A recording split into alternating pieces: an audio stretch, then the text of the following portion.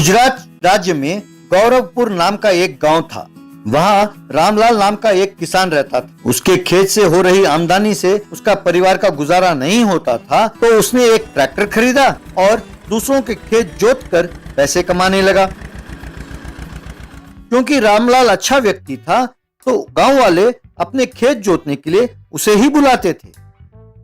उसी गांव में चमनलाल नाम का एक धनवान भी था। वो बहुत नेक इंसान था। वो भी अपना खेत रामलाल से ही जुतवाता था। यूं कुछ समय बीतने के बाद शहर से चमनलाल का बेटा धीरू आया। वो बहुत घमंडी था। घर वालों से और मजदूरों से उसका बर्ताव ठीक नहीं होता था। एक दिन धीरू अपने पिताजी के साथ अपने खेत के पास गया। अपने खेत में कोई फसल नहीं दिखाई दी, तो पिताजी को देखकर, ये क्या पिताजी, तक फसल नहीं उगाया, खेत को जुतवाया भी नहीं? ऐसी बात नहीं है बेटे, अपना रामलाल दूसरे गांव में खेत जोत रहा है, इसीलिए उसने थोड़ा टाइम मांगा। ये बात सुनकर धीरू को बहुत गुस्सा आया। धीरू अपने पिताजी से, ये सब आपकी दी हुई छूट है, वरना हमारा खेत जोत कर गुजारा करने वाला ये मजदूर हमारे बुलाने पर भी ना आए। उसकी ये मजाल। मैंने सोचा शहर जाकर तुम पढ़ोगे तो शायद बदल जाओगे, पर यूं दूसरों का तिरस्कार करने की तुम्हारी ये आदत छूटी नहीं है बेटा। आपसे मजदूरों से तो काम लिया जाता नहीं, पर मुझे उपदेश देना खूब आता है। जाइए, आज मैं रामलाल की ऐसी तैसी करके ही आऊंगा। इंसान तो बातों से मान जाते हैं, पर ये लातों के भूत है, बातों से मानने वाले नहीं, यूं सोचकर चला गया। अब धीरू अंधेरे में रामलाल की प्रतीक्षा करते हुए यहाँ वहां टहल रहा था।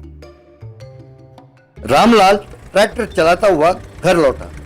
धीरू को देखकर रामलाल ट्रैक्टर से उतरा। धीरू बेटा, तुम गांव कब लौटे? ये बात सुनकर धीरू, कौन बेटा, किसका बेटा? मैं तुम्हारा कोई मालिक और तुम मेरे नौकर हो। सुना है आजकल तुम्हें खूब चर्बी चढ़ी है। हमारा खेत जोतने के लिए तुम्हारे पास वक्त नहीं है। ये बात सुनकर रामलाल, वाकई मैं थोड़ा बिजी हूँ बेटा। पिताजी को भी मैंने बताया था। मैंने पहले उनका खेत जोतने का वादा किया था, इसीलिए। ये सुनकर धीरू, मैं भी देखता हूँ कि तुम कितने बिजी हो और क्या वादा किया था। तुम्हें दोबारा इस जन्म में ट्रैक्टर चलाने नहीं दूंगा। देखता हूँ कि तुम्हें कौन काम देता है, कहकर गुस्से में वहाँ से चला गया। एक जगह कुछ किसान जमा हुए, तो धीरू वहाँ जाकर, देखे, आज से उस रामलाल को काम देना बंद कर दीजिए। ये बात सुनकर एक किसान, तो हमारा खेत कौन जोतेगा? मैं जोतूंगा। तुम सबका खेत मैं ही जोतूंगा। अब उस रामलाल के पास ना करने के लिए काम रहेगा, ना खाने के लिए खाना। तब वो और उसके परिवार का बुरा हाल होगा, और वो मैं अपनी आंखों से देखना चाहता हूँ। ठीक है, रामलाल को ना देकर तुम्हें काम देंगे, पर जोतने के लिए तुम्हारे पास ट्रैक्टर भी तो नहीं है। काम तो ले लोगे, पर ना कर पाए तो रामलाल हमारा काम नहीं, हमारा क्या होगा?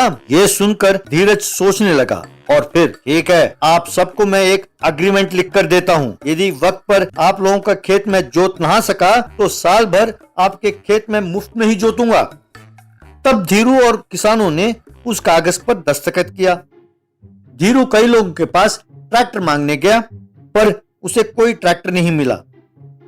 वो निराश होकर घर लौट रहा था, तो उसे सामने एक साइकिल दिखाई दिया। उसके पास ही कुछ ट्रैक्टर के पुराने टायर पड़े थे। वो देखकर उसे एक उपाय सूझा। अगले दिन धीरू किसानों के पास आकर बहुत विश्वास के साथ, तो जोतना शुरू करें? ट्रैक्टर कहाँ है? ये रहा, कहकर बड़े बड़े ट्रैक्टर के टायरों से लगे हुए एक साइकिल को दिखाया, जिसके साथ एक हल भी जुड़ा हुआ था। क्या इस साइकिल से खेत जोतोगे?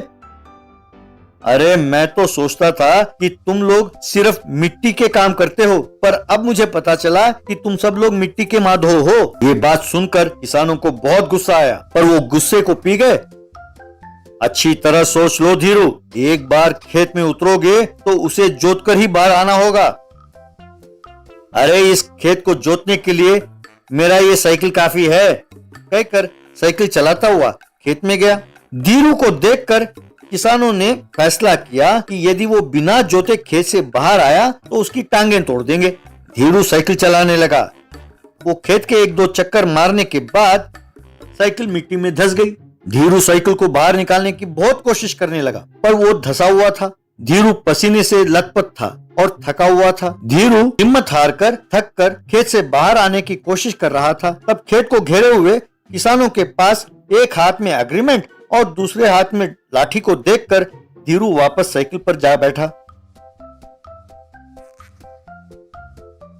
और पेडल मारने लगा, पर साइकिल टस से मस नहीं हुआ।